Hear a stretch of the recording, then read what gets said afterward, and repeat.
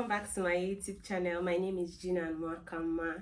Thank you so much for tuning in for today's video. If you are new here, my name is Gina Mwakama. Thank you so much for watching, for stopping by. And if you're a returning subscriber, you know how it is now. Welcome back. So in today's video is going to be a book review. It's going to be a book review video, and I noticed that you guys really like book review videos, so I'm going to be reviewing some books that I've been reading. But before we get on to that, I would like to show you guys some new books that I recently got. So yeah, so this book, I Wish I Knew This Earlier, by Tony Tone. That's one of the books that I've got recently. And then the second one, Tomorrow I Become a Woman, by Awanose Odafen. Yes. Then third one is How to Own the Room by Viv Groskop. I don't know if I'm pronouncing that right. Yeah, How to Own the Room. Then finally the fourth one is Yinka, Where Is Your Husband? This book has been making rounds on the internet, and everybody's talking about Yinka, Where Is Your Husband, and how good the book is. So I said, let me buy it and try and read, and so that I'll give you guys feedback what I think. So this Yinka, Where Is Your Husband is written by Lizzie Damilola Blackburn. His name sounds like all these people that are living in the UK. Let me see. I knew it. I knew it. South Londoner. Now them. Lizzie Damilola Blackburn. Yeah.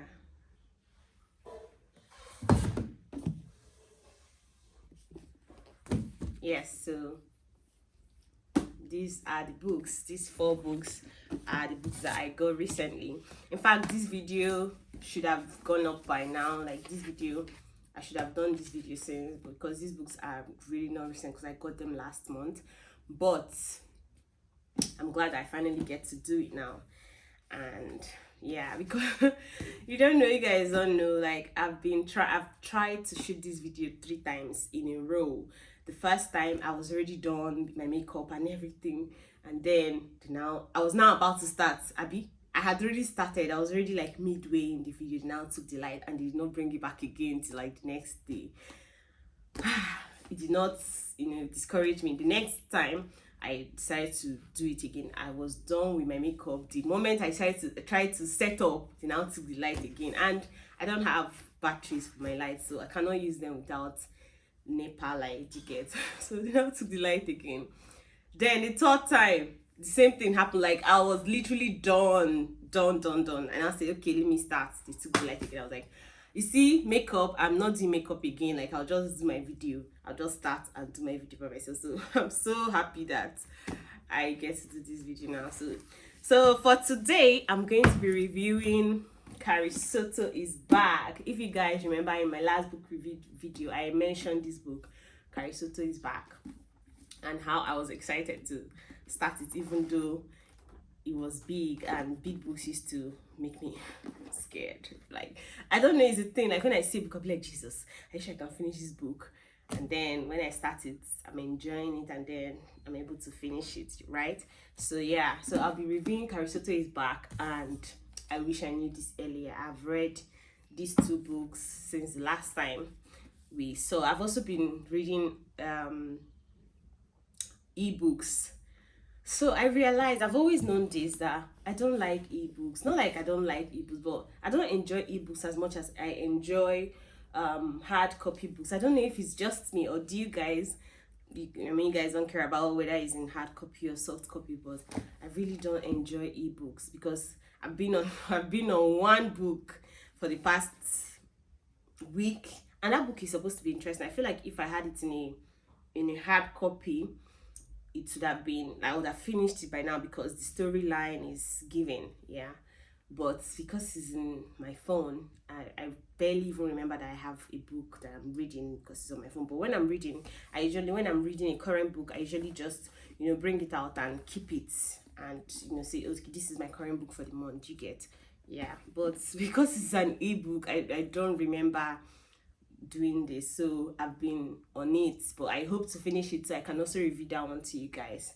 And I don't know if I like to get that one in a hard copy. The name of the title of the book is Love Hypothesis. I don't know if you've read it. If you've read it, I'd like to know what you think about it. So enough of that. I will talk about this. I don't know which one I should start talking about first, but I think I should talk about I wish I knew this earlier first. So let's get right into the main purpose of this video.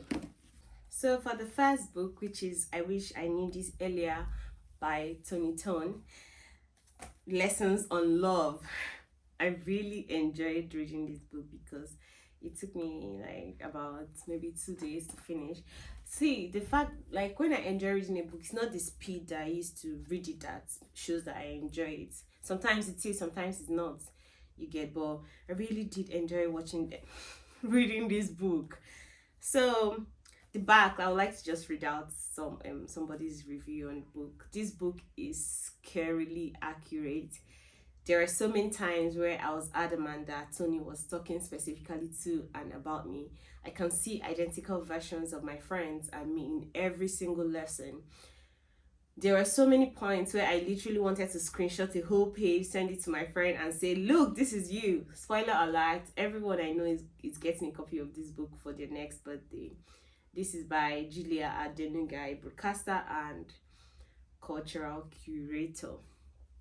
See, Julia spoke my mind, because if you follow me on Instagram, you see that I took shots of some pages of this book that I was like, what is going on here? Like, you're literally talking to me. See, girls and boys, I think this book is like a holy grail. Every person should own a copy of this book in their book collection. Like, you should read this book. It's just, like you say, lessons on love. Like, you learn a lot and you unlearn to, like, those things I used to do. You think that you're doing it right. It's not. I even have a few, in fact, I was marking so many pages. Like, I was marking so many things because there was just a lot of wisdom. There was just a lot of, you know. First of all, this book is talking about how to, like, it has 3 parts. The first part is the dating stage, the second part is the loving stage, and the third part is the healing stage. The dating stage is like when you're getting to know somebody. The second part, the loving stage, when you guys are lovey-dovey and all, what to do and what not to do and how to go about it. Then the healing stage too, he also gives his own advice on that angle too. So a lot of things really sat with me. The first thing that sat with me in the dating stage is like, date somebody who wants the same things as you. And I was like, right because there are times when people just enter relationships. This has happened to me before, but yeah, you just enter relationships and then you discover that two of you do not want the same things. Instead of you to walk away or move, or you guys should rearrange your wants and needs to suit each other, but then it's not working. And then some people still, instead of it's not working, instead of it to move, you just still stay there and you're trying to patch it up. It has to work. This is one of the things that cause divorce and separation in marriages these days. So if you're not dating this person that you people want the same thing, like people are on the same page, at least on a good percentage, it's really not going to work. Do you get? So I'm going to read something out. Dating is easier to navigate when we know what we want to get out of the process. When we have a better understanding of what we're looking for, we have a better understanding of what we will and won't accept. Yes. We also do a better job of communicating our needs and wants to people. Very, very important, because we are not witches and wizards. So if you don't tell me what you want, I'm not going to know. And if I don't tell you what I want, you're not going to know. So you have to communicate to your needs and your wants to your partner. Do you get? Very, very important. I knew this, but reading this book has cemented it in my heart. Do you get? So yeah. See, the point is, this book is a gem, a rare gem, if I do say so myself. Everybody needs to read this book. Everybody needs to read this book. I can overemphasize it. Like, you will have sense, at least if you want to have sense after reading this book. You know how to go about things. You know how to, like, some people, you know how most times it's always, sometimes or most times it's always the men that are the culprits in relationships. Forgetting, some people, sometimes we women, we forget that sometimes we can also be problems in our relationship. So you have to look at yourself, examine yourself, and see what you're doing wrong and what you should do better on, or do you get, or how you should do better. So I totally recommend this book for both men and women. You can even buy it for your boyfriend or your girlfriend or your sister or your brother. It's even, this book is nice. That is all I'm trying to say. It is good. It is brilliant. It is everything that you need. It's a handbook for relationship. In fact, I don't even think it's only relationship like that. Maybe your relationship with your partner, maybe somebody that you are in a relationship with. I don't know how to differentiate these relations, like man and woman relationship, boyfriend, girlfriend, husband. But it's not only, it doesn't only just apply to that. I think it also applies to your relationship with people generally. Your relationship with people, your friends, your family. Like, I think you can also apply the knowledge or the ideas that you get from this book in your relationships with people, regular people that are not your spouse, your partner. Do you get? Yeah. So also, the loving stage, one of the things that also stood out for me was loving someone through the ups and downs should be challenges you face together, not challenges you face alone because your partner doesn't respect you. So, like I said, you know when to walk. Then another place that also, sat well with me in the dating stages, a few examples of green flags include people who can handle conflict maturely and amicably, people who are clear and consistent about their intentions, people who respect others around them, including those they have nothing to gain from, people who listen to understand, very important, people who respect your time, people who don't gaslight you or invalidate your feelings, and many more. So most times we are taught to look for the red flags in a relationship. The walking red flag, the flying red flag, the red flag, blah blah blah. But then we forget to look out for the green flags too. So in relationships, we should also look out for the green flags and know which one, just find the balance, right? Yeah. So do I recommend I Wish I Knew This Earlier, Lessons on Love by Tony Tone? Yes, 10/10, 100% recommend. So I can get it from any bookstore that stocks it. So I totally recommend reading I Wish I Knew This. So the next book that I'm going to be reviewing is Carrie Soto is Back by Taylor Jenkins Reid. First of all, I want to talk about how brilliant this author is. Like, she wows me every single time. I've read Seven Husbands of Evelyn Hugo.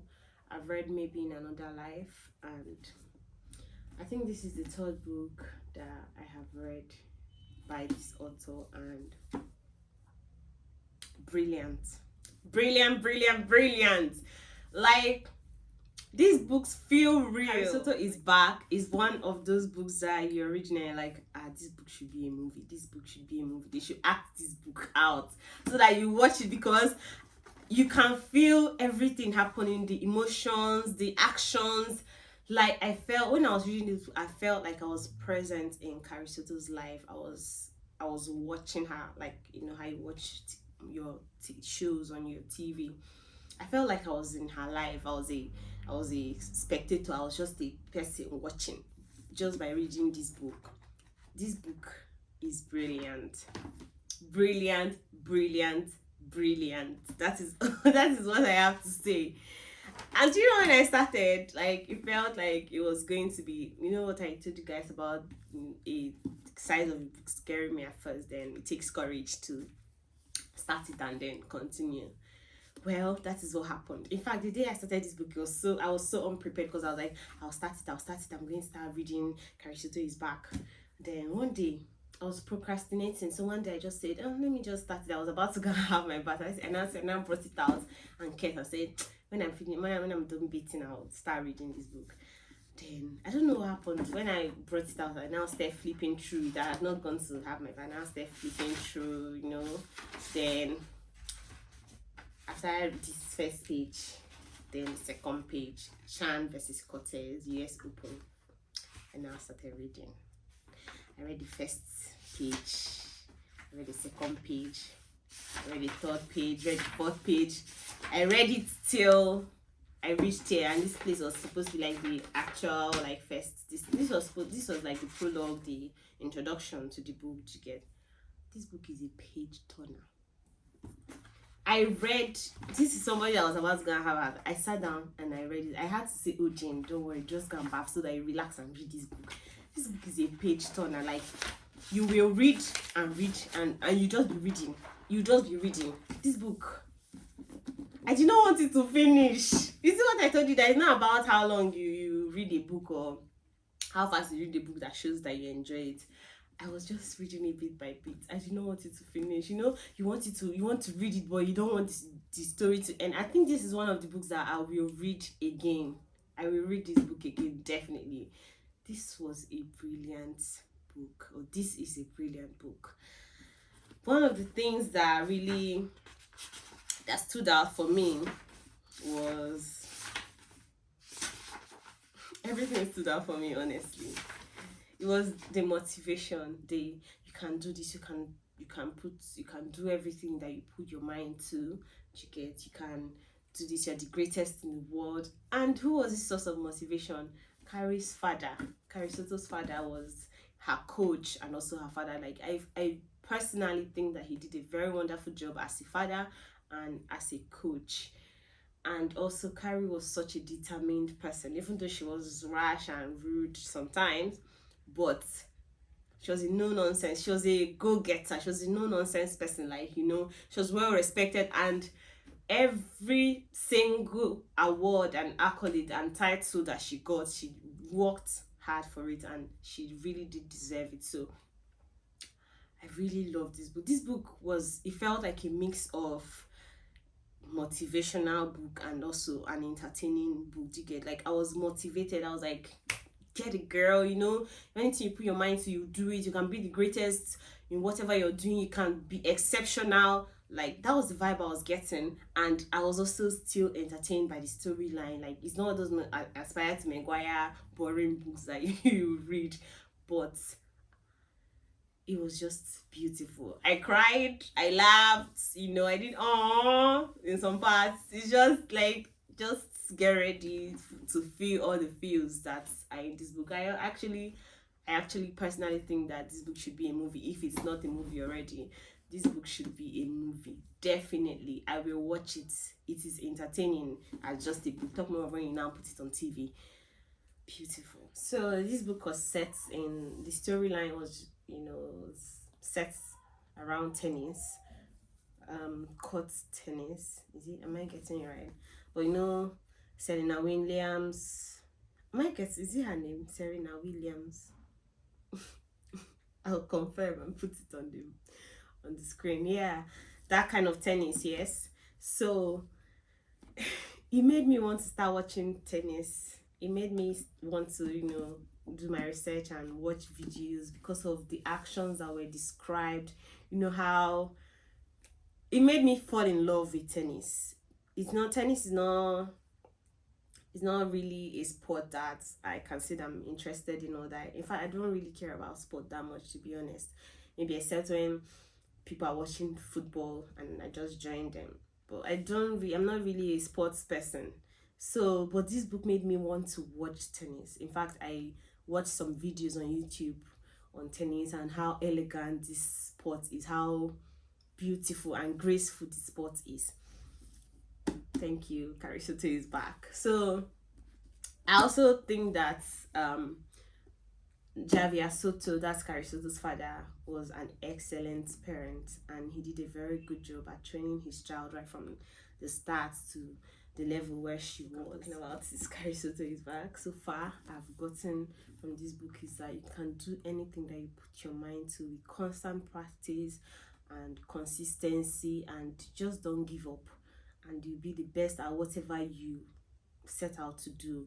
It's not just sports, just anything, your business, your academics, anything that you put your mind to do and you put in the work, the extra work, you really be great at it, you be the best at it. So it's not even like there are people who are working hard like you. So the difference is the extra. That is what makes you different, and that is what I got from this book. Excellence is the extra that you put. There is not like there are not people that are working as hard as you, but you have to work harder. You have to work. If those people are working times 2, you have to work times 4 to be the best. Do you get? That's what I got from this book, and I really, really enjoyed reading this. I was watching. I really enjoyed reading this book. Another thing that I learned is that you should be happy when you win. Celebrate your wins, and give yourself time to enjoy your wins. And even when you lose too, you should not gloat. You should not go and sit down and say, oh, I've lost, and then you give up. Now who give up? Fuck up. So yeah, that's another thing that I learned. I also learned a good parenting skill from reading this book. I mean, I've known this before, but I also saw it happen in this book. Like, you teach your children manners, you teach them how to respect people, how to treat people. You also treat them how to behave, how to give compliments, and how to receive compliments. Like, you just teach your children manners generally. That is also what I learned from Carrie Soto's father. Like I said, he was such an excellent dad. He was a very good dad. Also, saw that Carrie Soto's father fueled her interest. Like, he made sacrifices for her to be where she was. She was the best. He gave his time, his life, like literally his life. He gave his time, and he made sacrifices for her, and he fueled her interest. Like, she was, she grew up around him because he was a tennis player before he retired and decided to become a coach. So he saw that she could be a good tennis player, and he nurtured her and helped her to thrive. He created an environment for her to thrive. So I'm saying this because there are some parents that maybe you notice that your child is interested in arts, especially in Nigeria here. People don't care about art. People, at least before now, I think the narrative is changing a little, but before now, parents would rather die than see you study arts in school. It's either you're a medical doctor, or you're an engineer, or you are a nurse, or you are a lawyer. Yes, apart from these professions I mentioned, any other thing you're doing in school is playing. But it's not everybody that. I mean, if everybody's a doctor, a lawyer, or an engineer, I mean, variety is the spice of life, right? So when we notice that our kids or the people around us, if we're guidance or people who are sponsoring, are interested in other, other fields that are not, the normal, we should also try to encourage them and create an environment for them to thrive and grow and be the best at whatever field that they find themselves in. So be it art, be it acting is also part of art, right? Just all those things. I want to be a furniture person, I want to be a carpenter. Do it. Like, train these children and encourage them and help them to grow and thrive. Do you get? So that is also what I got from this book too. So do I recommend Carrie Soto is back? As you can see how happy it makes me just talk about it. Yes, 1 million, over 1 million. Like, I totally recommend this book. Carrie Soto is back.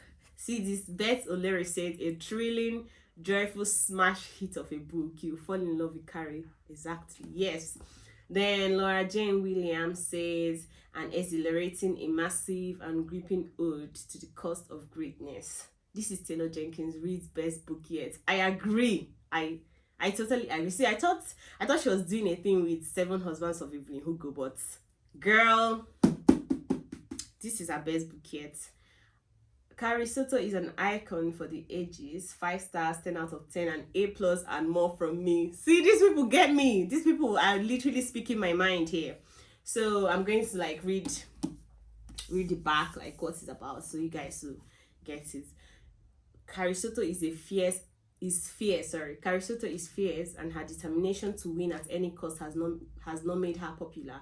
But by the time she retires from tennis, she's the best player the world has ever seen. She has shattered every record and claimed 20 slam titles. And if you ask Carrie, she's entitled to everyone.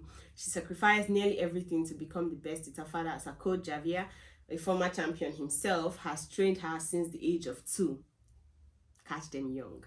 But 6 years after her retirement, Carrie finds herself sitting in the stands of the 1994 US Open, watching her record being taken from her by a brutal, stunning British player named Nikki Shan. At 37 years old, Carrie makes the monumental decision to come out of retirement and be coached by her father for one last year in an attempt to reclaim her record. Even if the sports media say that they never like the battle axe anyway, even if her body doesn't move as fast as it did, and even if it means swallowing her pride to train with a man she once almost opened her heart to, Bowie Huntley, like her, he has something to prove before he gives up the game forever. In spite of it all, Carrie Soto is back for one epic final season in this riveting and unforgettable novel. Taylor Jenkins Reid tells her most vulnerable emotional story yet. Then Erin Kelly says, a portrait of female ambition in all its raw and divine glory. Carrie Soto will stay with you long after the last page is turned. I can relate! I can relate! See! After watching this video, please run and go and get this book and read for your enjoyment, for your motivation, for thrill, for the excitement. This book is brilliant, beautiful. Chef's kiss. That is what I have to tell you. Do I recommend, like I said earlier, 1 million out of 1 million, 10 out of 10, 100, A plus, whatever rating, the highest, that is what I'm giving this book. 5 stars. Yes. Definitely have it in your book collection. You'll be asking, what is my next book? So I'm thinking of starting with Yinka, Where Is Your Husband? This one. I really look forward to starting it because of the reviews I've seen online. A lot of people have talked about it and how it's funny, is this, is that. So let me see for myself, and then, like always, I'll come and give you guys the gist. So Yinka, Where Is Your Husband is my next book for the month, and this is May, so I look forward to finishing this book soon, and then I'll also give you guys a review soon, right? Yes. So we've come to the end of this video. Thank you so much for sitting through to the very last. Thank you so much. I appreciate you guys, and I hope that you enjoyed my review on these books. And if you like videos like this, please let me know in the comment section so that I keep it coming. If this is your first time, please don't forget to like, share, comment, and most importantly, please subscribe to my YouTube channel. Tell a friend to tell a friend. Yes. And if you're a returning subscriber, thank you so much for all the love and support you've shown me so far. I really appreciate you guys. Thank you so much. I'll see you in my next video. Have a nice day. Bye.